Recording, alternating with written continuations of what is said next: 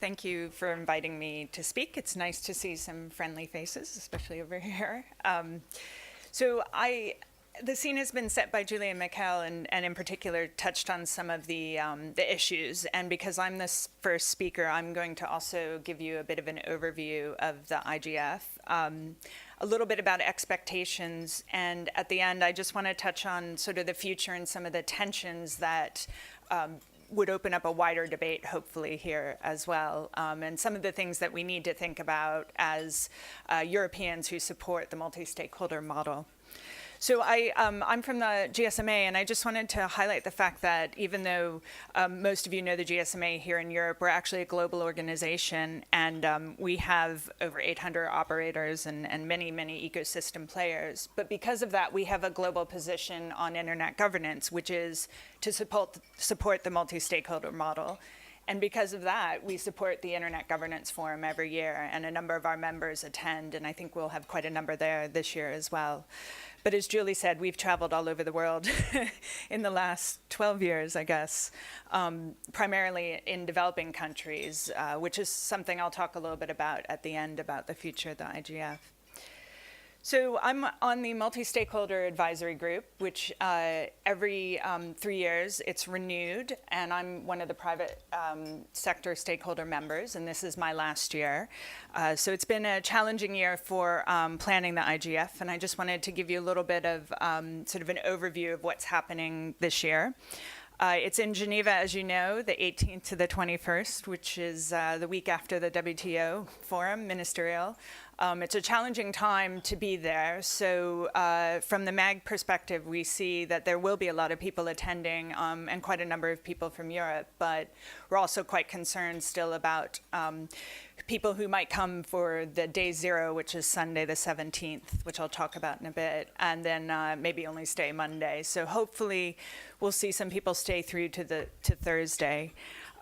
But the date was scheduled because it's in Geneva and it's at the Palais, and that was the only time that was available this year. So that's been a bit of a challenge for us organizing it. As both Julie and Michal said, the theme this year is Shape Your Digital Future.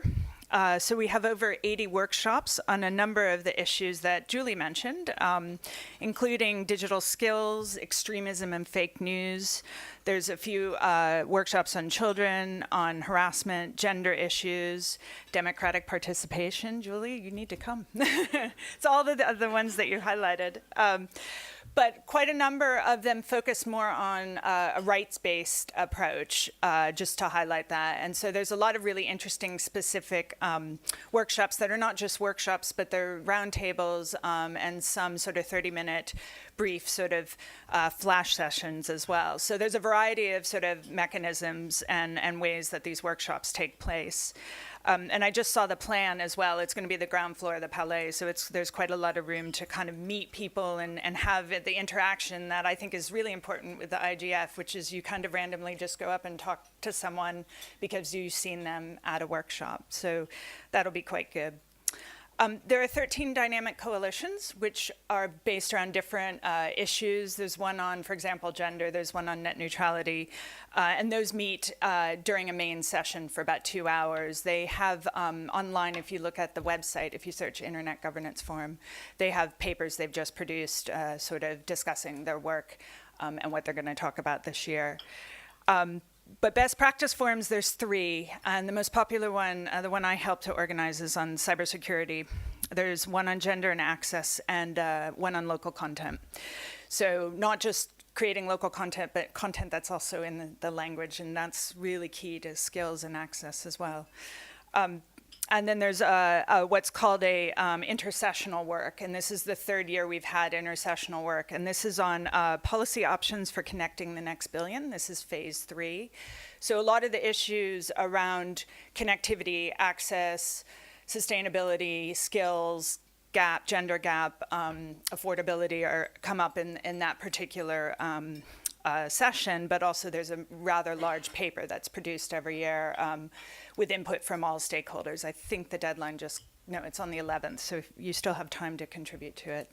And it's a useful document, actually, because it looks at sort of capacity building and best practice as well. So in terms of all those sort of different things, the IGF is set up with a day zero, which will be on Sunday. A variety of different organizations are able to book room and book time. So there's a Youth for Rights session, there's ICANN's doing a session, there's a session on debriefing from the Global Cyberspace Conference that just happened. WEF is having a session, and Microsoft is hosting a session on the Digital Geneva Convention. So these are kind of the day zero pre-events. Anyone's welcome to register to host sessions. And again, it tends to be organizations. And I'm speaking on a session that ICC Basis is doing on digital economy and looking at how the private sector underpins that as well. So quite a lot of people come for that, but not too many, because the first day is the Monday, the 18th, where they have the opening plenary, which is where a number of people give speeches, but also it's the kickoff for the workshops that follow. And between the Monday launch, I guess, or the opening ceremony and the Thursday closing ceremony, the workshops take place, but there are also 6 main sessions. The one that I'm also doing, Michal mentioned already, which is the cybersecurity one for peace, and that seems to be really, really popular, obviously. There's a lot of discussion right now about cybersecurity. The World Economic Forum just launched a new forum. The OECD is launching a new forum, so it's quite, again, continues to be a popular thing, and that one's taking place on Tuesday, in case anyone wants to come. But there are other main sessions, one on digital transformation, dynamic coalitions, gender inclusion, local interventions, and the national and regional IGFs. So these are about 1.5 to 2 hour sessions in the main hall, and a lot of people come in and out on them. I wanted to highlight the main session on the national and regional IGF, not only because Eurodig is so strong and the participation from Europe into that is very, very strong, but because it's a great place to hear other regional and sort of local IGFs and what their issues are. For example, the Kenyan IGF is quite strong, so there will be a representative reporting back on that. And this national regional IGF track is sort of new in terms of the fact that it's sort of, if you think about it, like a framework, an umbrella over all the workshops, because those issues come into the workshops, but also then you can see people who are actually coming from those organizing committees. So that kind of gives you an overview. My expectations are that we're in this sort of challenging time around security and issues about what the future of, as Julie said, what the sort of future of content and being online means. And so I expect there'll be quite a lot of discussions about that, probably more informally than not, sort of in the side halls and things. But I think it'll come up as a theme throughout the whole thing. I also think because in Europe, civil society is quite strong, regionally, that you'll see a lot of the workshops are very much civil society driven, and that's just how the workshop proposals went this year. So I think about 60%, 70% of the workshops are from civil society groups or groups that are paired with civil society. So that'll be kind of interesting to see like how that works in terms of the dynamics, because in the last couple of years, we've been in different regions that have had probably less strong civil society or smaller groups. So those are the 2 things I'm looking out for.